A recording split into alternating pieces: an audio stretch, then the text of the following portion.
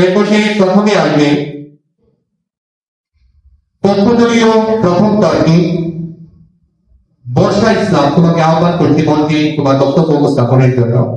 বক্তব্য উপস্থাপন করতে আছে আদর্শ বালিকা উচ্চ বিদ্যালয়ের প্রথম তর্কে বর্ষা ইসলাম।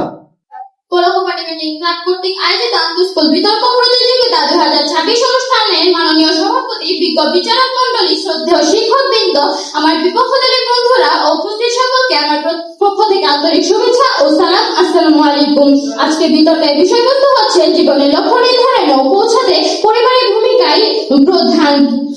অত্যন্ত যুক্তিসঙ্গত কারণে এবং আমার দল বিষয়টি পক্ষে অবস্থান করছি। বক্তব্যের শুরুতে আমি আজকে বিষয়বস্তুকে স্পষ্টভাবে বোঝানোর জন্য বিষয়টি সংজ্ঞায়ন করছি। প্রথমেই বলি, জীবন কি? জন্ম থেকে মৃত্যু পর্যন্ত একজন মানুষের ব্যক্তিগত, সামাজিক, শিক্ষাগত ও অন্যান্য অস্তিত্বের ধারাবাহিকতায় জীবন।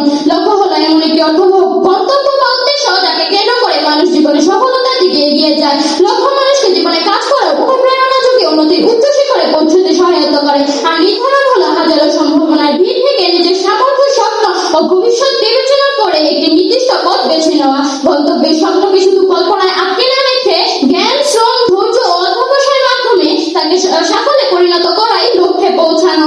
পরিবার হচ্ছে সমাজের ছোট এবং মৌলিক একক। পরিবার শুধু রক্তের সম্পর্কের বন্ধন নয়। পরিবার হলো সেই প্রথম পাঠশালা যেখানে মানুষ স্বপ্নে দেখতে শেখে, সেই প্রথম আশ্রয় যেখানে ব্যর্থতার পরও আর ফিরে আসার সাহস পায়, এবং সেই প্রথম শক্তি যা তাকে সামনে এগিয়ে যেতে শেখায়।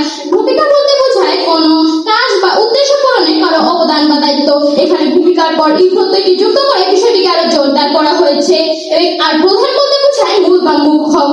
হাঁটি হাঁটি পা পা, এসো এসো আমার লক্ষ্মী সোনা, আর একটু এসো, আহ পড়েই গেল, মা হাত বাড়িয়েছি, উঠো উঠো, হাঁটতে হবে, মা তো হাত বাড়িয়েছি, এসো।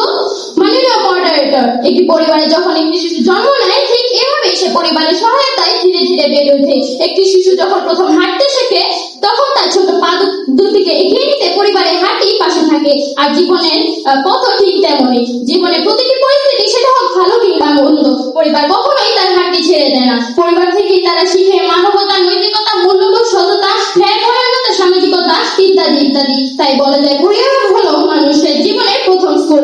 অর্থাৎ একটি শিশু জীবনের প্রধান বিদ্যালয় হলো তার পরিবার, আর প্রথম শিক্ষক হলো তার পিতামাতা।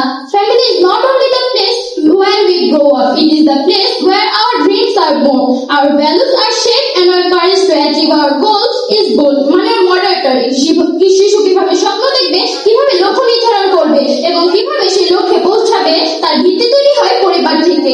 একজন শিশু যখন বলে আমি ডাক্তার হতে চাই, আমি শিক্ষক হতে চাই, তখন তাকে সেই স্বপ্নকে সঠিক পথে পরিচালনা করার প্রথম দায়িত্ব পরিবারেরই। পরিবার তাকে শুধু সাফল্যের পথই দেখায় না, ভুল থেকে শিক্ষা নিতে শেখায় এবং কঠিন সময়ে পাশে দাঁড়ায়। এর উজ্জ্বল দৃষ্টান্ত বেগম রোকেয়া সাখাওয়াত হোসেন। তার ভাই বোনের উৎসাহ ও সহযোগিতা তার শিক্ষার পথকে এগিয়ে নিতে সহায়তা করেছিল। সেই শিক্ষাই তার জীবনের লক্ষ্যে পৌঁছাতে সাহায্য করে। মাননীয় মডারেটর, লক্ষ্য নির্ধারণ শুধু স্বপ্ন দেখার বিষয় নয়। লক্ষ্য অর্জনের জন্য প্রয়োজন শিক্ষা, শৃঙ্খলা, পরিশ্রম ও মানসিক শান্তি। আর এই গুণগুলো গড়ে ওঠে পরিবার থেকেই। রাত তখন 9টা। লামিয়া পড়ার টেবিলে বসে গালে হাত রেখে ভাবছিল, আমার দ্বারা লেখাপড়া হবে না, আমি আর পারবো না, এবারও আমি পরীক্ষায় উত্তীর্ণ হতে পারলাম না, এই ফলাফল নিয়ে কি আমি জীবন উন্নতি করতে পারবো? পরপরই লামিয়া তার মায়ের কণ্ঠ শুনতে পেল, কি হয়েছে লামিয়া, মন খারাপ কেন? একবার রেজাল্ট খারাপ হয়েছে, তাতে কি হয়েছে? আবার চেষ্টা করবে, পরিবার নিশ্চয়ই ভালো করবে, আমরা সব সময় তোমার পাশে আছি।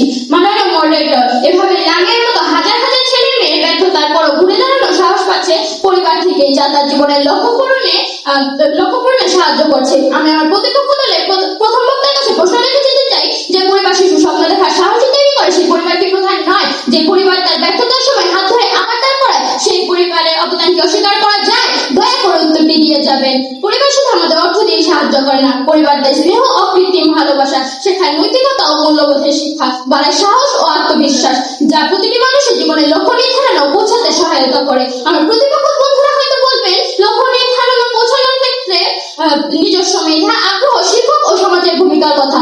আমি তো অস্বীকার করছি না, একজন শিক্ষার্থী স্কুল ও শিক্ষকের কাছ থেকে জ্ঞান পায়, কিন্তু সেই জ্ঞানকে কাজে লাগানোর মানসিকতা ও চরিত্র গঠনে প্রধান ভূমিকা পালন করে পরিবারই। তাই আমি পক্ষ দলে প্রথম বক্তা হিসেবে দৃঢ় কণ্ঠে বলতে চাই, জীবনের লক্ষ্য নির্ধারণে ও পৌঁছাতে পরিবারের ভূমিকাই প্রধান। আমি আমার বক্তব্য শেষ করবো একটি কঠিন সত্য দিয়ে। আজকে এখানে লক্ষ্য নিয়ে কথা বলছি, কিন্তু সত্যি করে বলেন তো, জীবনে প্রথম যখন আপনি হেরে গিয়ে কান্না করেছিলেন তখন আপনার পাশে কে ছিল? যখন আপনার রেজাল্ট খারাপ হয়েছিল তখন কে বলেছিল আমার সন্তান খারাপ নয়?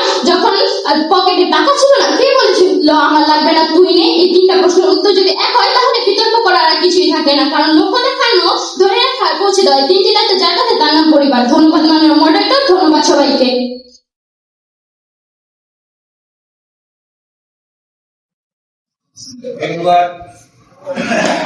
ধন্যবাদ বর্ষা ইসলামকে।